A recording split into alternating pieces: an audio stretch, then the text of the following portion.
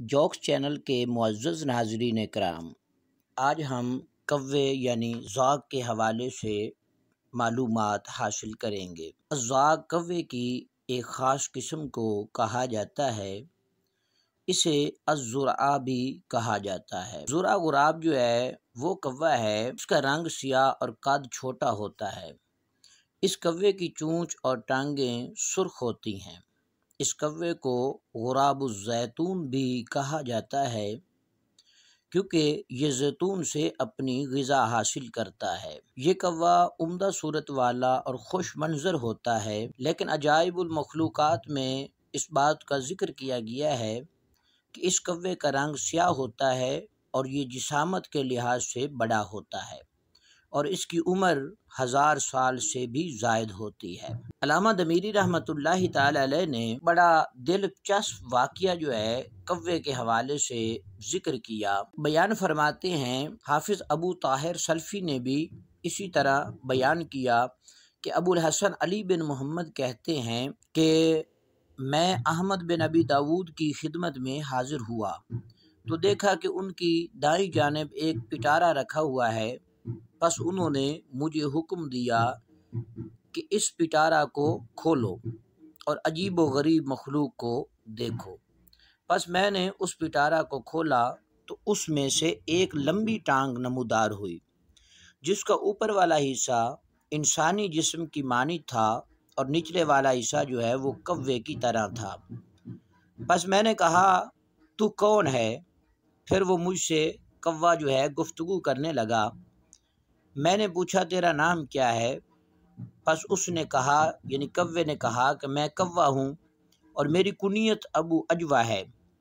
میں شراب اور قہوے کو پسند کرتا ہوں اور میرے اندر ظرافت امیز باتیں پوشیدہ ہیں جن کا ظہور دعوت اور خوشی کے دن ہوتا ہے، اور میری پشت پر ایک مسا ہے جس کو بالوں کے ذریعہ سے چھپایا نہیں جا سکتا، اور میرے سینے پر بھی ایک مسا ہے، اگر وہ ظاہر کر دیا جائے تو لوگوں کو اس کے پیالے ہونے میں کوئی شک و شبہ نہ رہے گا۔ پھر وہ کوا جو ہے کچھ اشعار پڑھنے لگا، اس کے بعد وہ چیخنے لگا اور کوے کی زبان سے ابی و امی کے الفاظ جو ہیں وہ سنائی دیتے تھے۔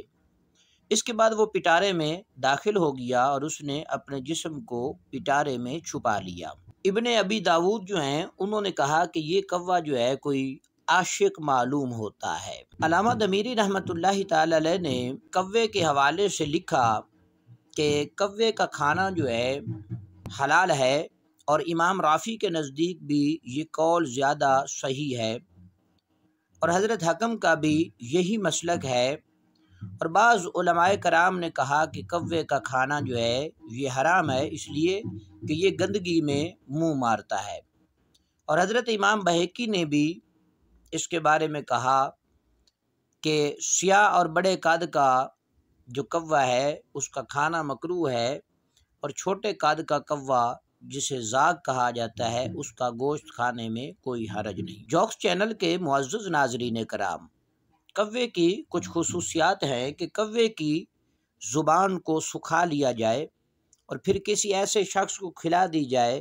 جسے سخت پیاس محسوس ہو رہی ہو تو اس کی پیاس ختم ہو جائے گی، اگرچہ شدید گرمی ہی کیوں نہ ہو۔